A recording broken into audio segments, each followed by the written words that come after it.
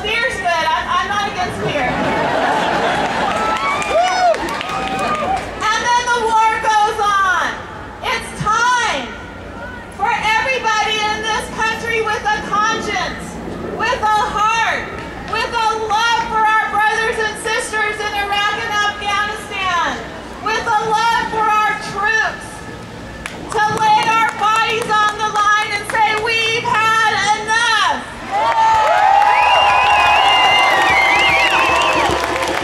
It's time for students to shut down their campuses. It's time for people to shut down their federal buildings. It's time for us to shut this city down. It's time for us to show Congress that they need to represent we the people, not the corporation. We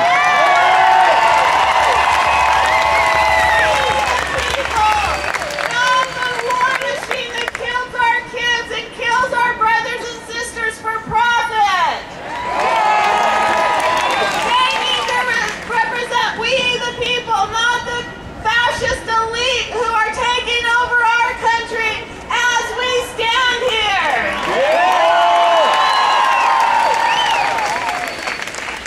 If we don't want to become like Nazi Germany, and you know these people want us to become like Nazi Germany, it's time for us to stand up and lay down, and it's time for us to do civil disobedience on a massive scale. We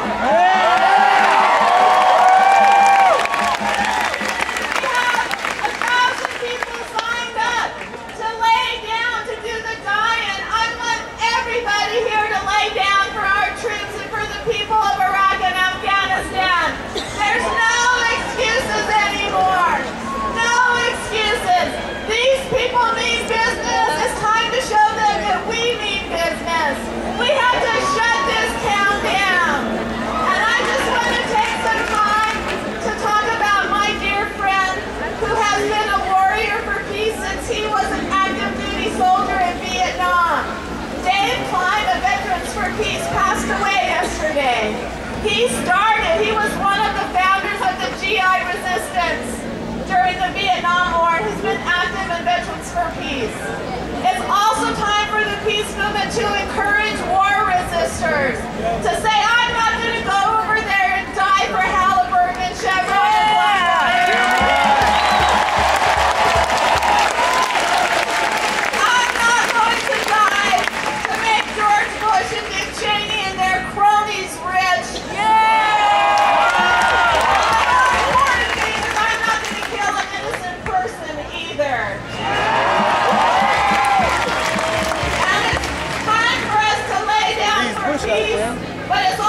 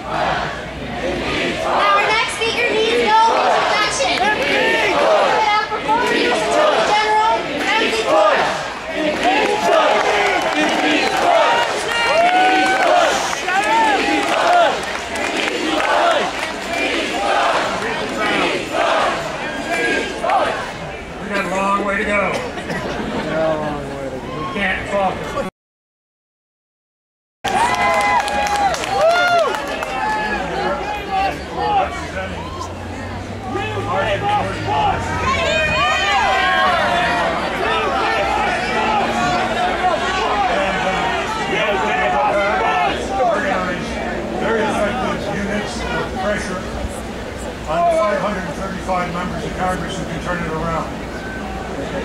That's the key thing. Remember, look at the assets that your cause has. Just let's calmly analyze the assets. One is, the law was launched on a platform, as we all know, of lies, deceptions, and cover-ups that continue year after year. It was launched in violating our Constitution, our treaties, as well as our federal laws, repeatedly by Bush and Cheney. There are in this country, 70% of the people want out of Iraq. A majority, 2-1, want this regime ended as fast as possible. We have the Zogby poll in January 2006 of U.S. soldiers in the field in Iraq registered 72% of them wanted out of Iraq in 6 to 12 months, and that was a year and a half ago, and things are worse now. You have military families now. A majority have moved in opposition to the war, in spite of the pressures on them and their tradition of unqualified loyalty. You have hundreds of former generals, admirals, intelligence chiefs, cabinet secretaries, diplomats who have spoken out against the war. People like General Zinni, Admiral Shanahan, the anti-terrorist advisor to President Bush, Richard Clark, who wrote in his book that after the invasion of Iraq, you could envision Osama bin Laden in a mountain redoubt somewhere in Pakistan saying to Bush, please invade Iraq, please invade Iraq. This is the kind of establishment support you have. You know a lot of their names. We have them here. They're on democracyrising.us, which I hope you will tap into, democracyrising.us, and get engaged. It's important also to know what we all know, but you have to keep repeating it, that the impeachable offenses of Bush outnumber any other list of impeachable offenses of any U.S. president.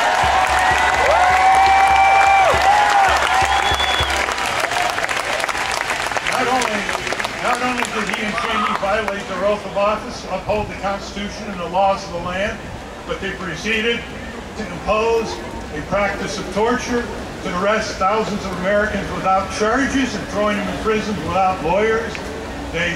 They took power illegally from our courts and from our Congress. They spied on millions of Americans randomly without judicial approval. How many more impeachable offenses do those spineless, gutless, hapless Democrats need in the Congress?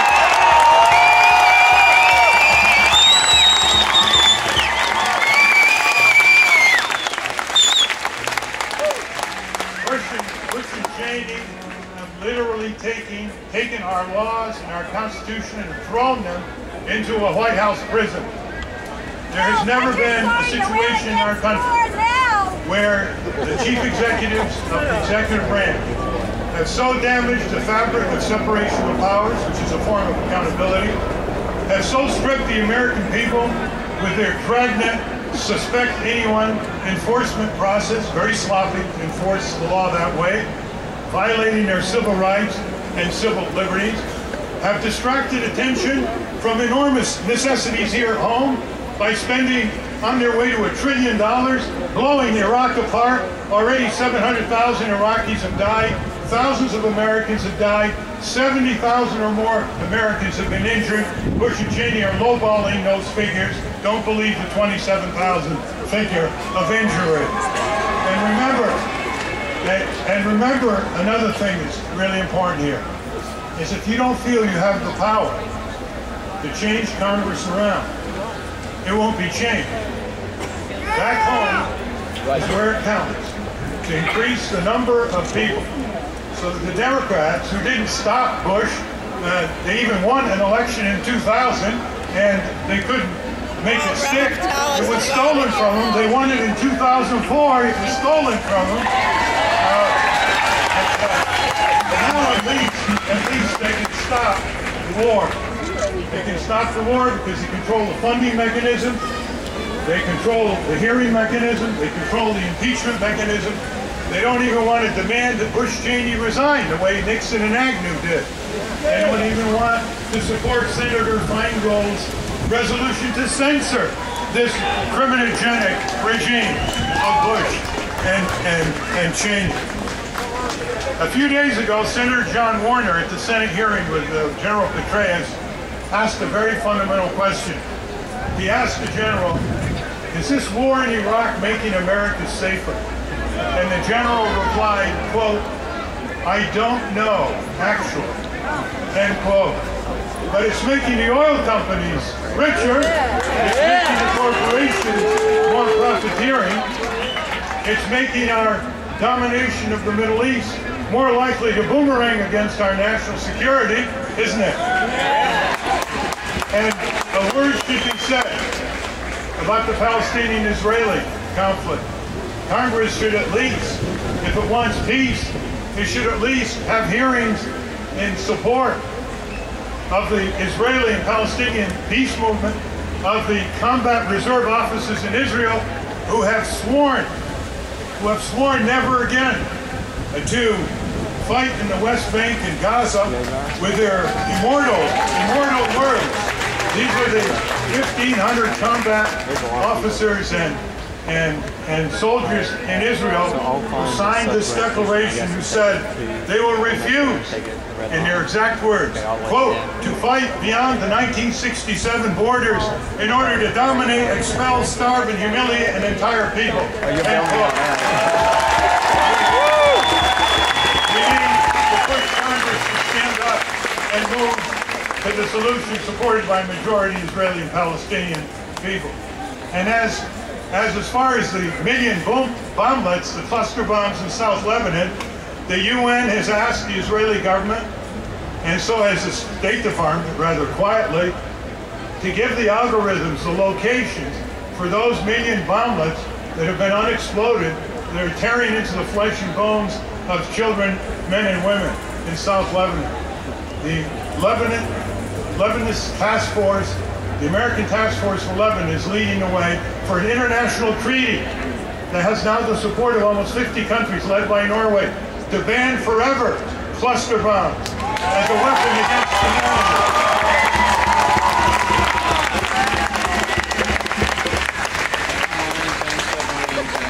It all comes down to the following, folks.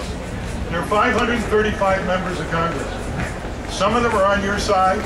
Some of them would love to be on your side. Some of them need you to give them spine and conscience and guts and a sense of urgency back home. They know the Poles are against the war. They know soldiers are against the war, majority of them. They know all of this. But they want that intensity by the voters back home. Surround their congressional offices with peaceful protests. Organize little clusters in your neighborhood and community, focusing on 535 members of Congress who put their shoes on every day the way we do. That's the way to turn it around and be responsible in pulling out of Iraq, internationalizing it, sustaining humanitarian aid, having international peacekeepers, and once we get out of Iraq and say we're getting out militarily and economically, we will have the bargaining power to bring the factions together, because it's in their own self-interest to be brought together. And the insurgency's foundation would drop away once we declare we're getting out of Iraq militarily, economically, including the bases and the control over the oil. Go back and multiply yourself, and get support, get funding and resources for the anti-war groups and the peace groups. They need it. The more they have it, the more people they can enlist full-time, the more they can organize this in every congressional district. If you want more information that is on the cutting edge of mobilizing that focus on Congress, log into democracyrising.us. Onward, adelante!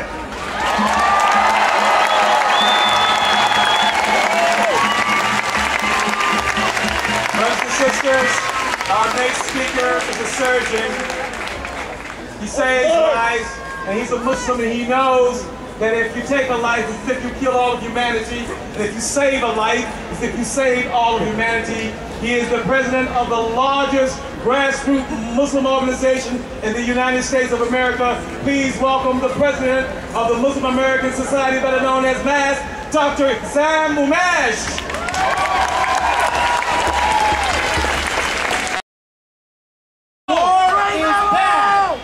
Unfortunately, sometimes that bad is the best American defense.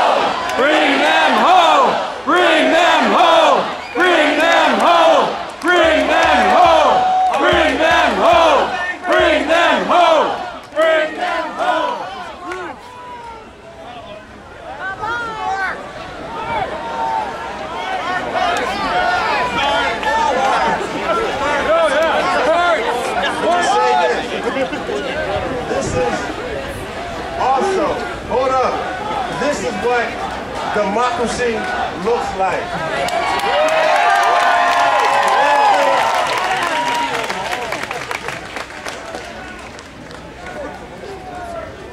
So, the one thing. Let's march!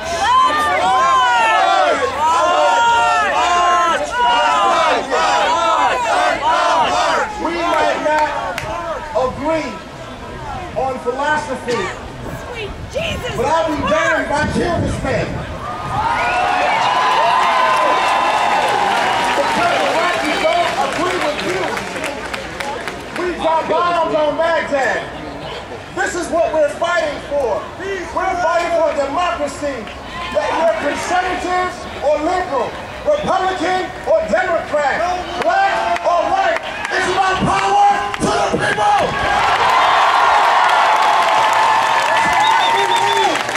We might not agree, but we need.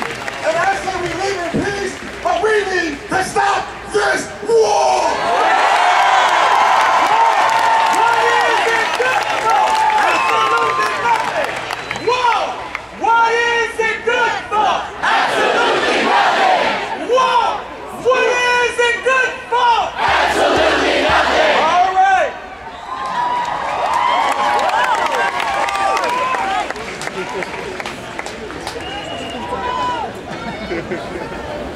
Testing 1, 2. Hey, what's up? How y'all doing? You ready to march? You ready to march? Are you sweating and bleeding and ready to march? I'll make this so super quick. My name's Dave Siren. We're at EtonSports.com. I'm here. I know a lot of us.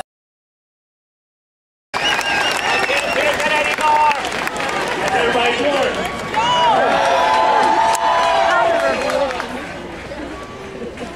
To quote Senator Barack Obama, it's interesting that those who held to authorize the biggest foreign policy disaster of our generation are now criticizing for making sure that we're on the right battlefield and not the wrong battlefield in the war against terrorism. What's irresponsible and naive is to vote to authorize a war without asking the important question of how we were going to get out.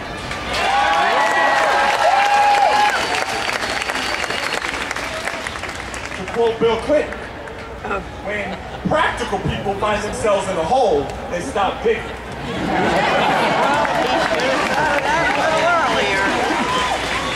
When ideological people find themselves in a hole, they ask for a bigger shovel.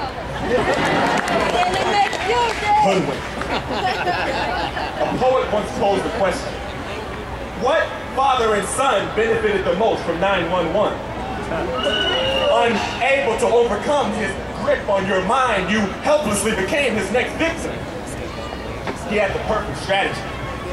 His tune he would all soon sing. He pumped terror into the minds of the multitudes like unleaded gasoline he could shrink y'all. Had you all shook, scared of your own shadow, on the run from the sun, thinking it was coming after you. Heightened terror alerts from green to yellow, from yellow to orange, baffled your mental stability. You actually believed that he could keep you out of harm's way. Breathe! He had you nestled in the palm of his hand. A herd of blind sheep led astray. The truth didn't set you free from his grasp, even after you learned of his lies. Continuously rising like the tide of an ocean. His mountains of untruths never bothered you. Why? Y'all had to know he wasn't keeping it real. Stealing your joy with scare tactics. He peeled away at your emotions. Fear is the final frontier of the unenlightened masses who believe everything they hear. Let's march now! Let's march now! Let's march now! Accepting as true all the lies that Fox News tells you.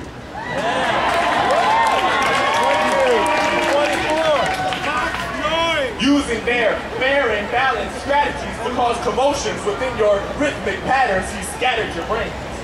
Played on your ignorance like a fiddle, making you tap dance to his tune of fear. He was Geppetto pulling your strings, holding you down and making your soul cry during an election. Tragedy like Romeo and Juliet, y'all gladly drank from his cup of poison. But through the darkness of your lies, I can see your movements like an owl. You didn't fool me. Hiding behind your cloak of Christianity, you sulfied with your interpretation of divinity. Heard Jesus say that it was your place to judge anybody. Use them right now.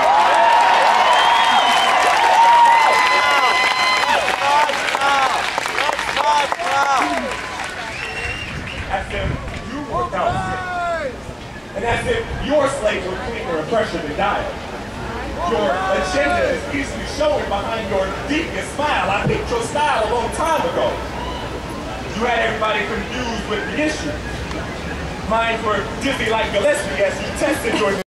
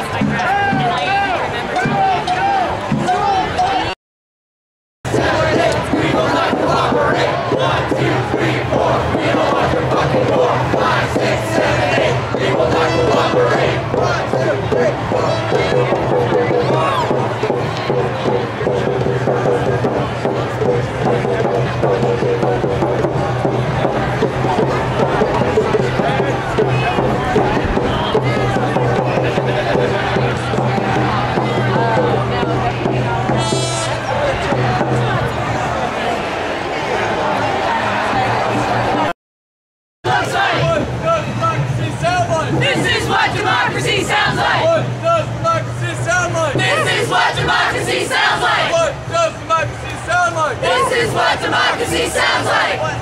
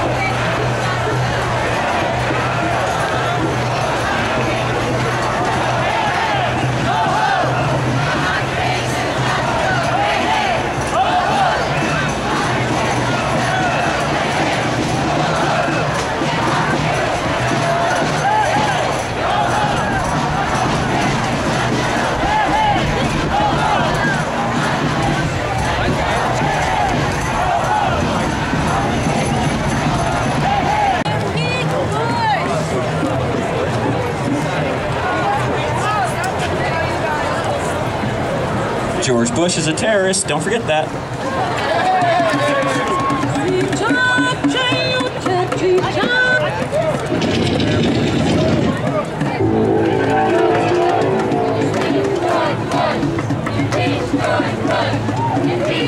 Don't forget the people of Washington, D.C. tonight. George Bush will always take democracy in our country. 500,000 residents of Washington, D.C. tonight representation. Don't forget about that.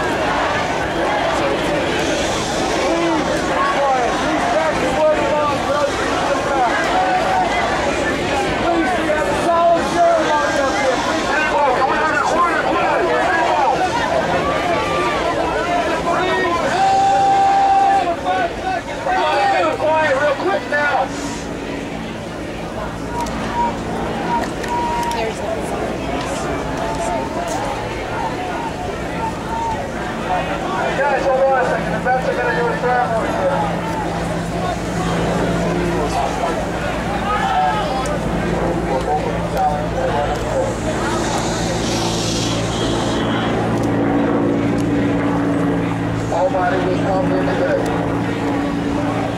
As veterans, as civilians, as people who want democracy.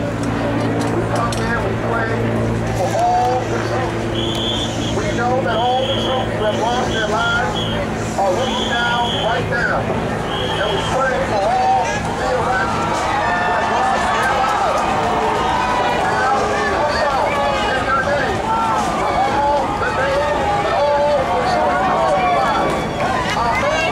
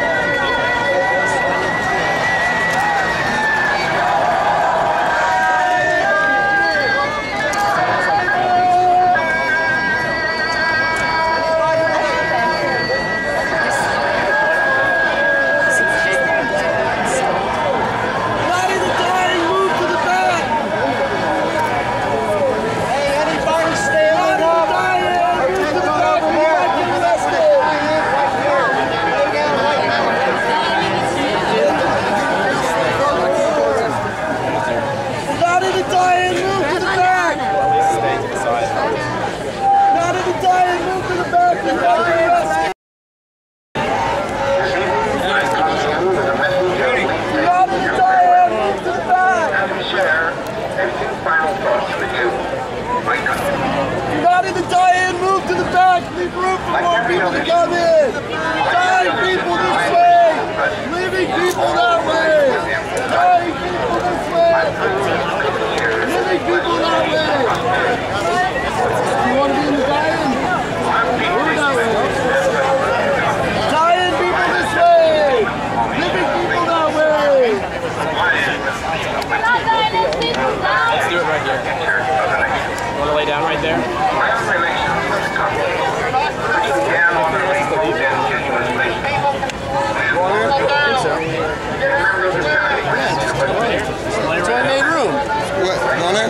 Dying people this way! Living people that way! Or that way! Dying people over there! In this final relationship, the Congress and the administration have almost vital issues. The one rated with. Dying people to the front! Living people to the back! And so that issue is the business of the nation.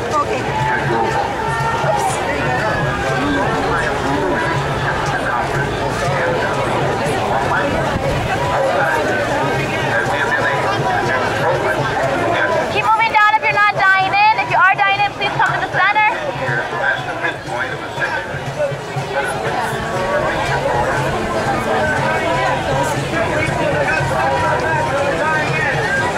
Living people that way! Dying people this way! Living people to the back! Dying people to the back!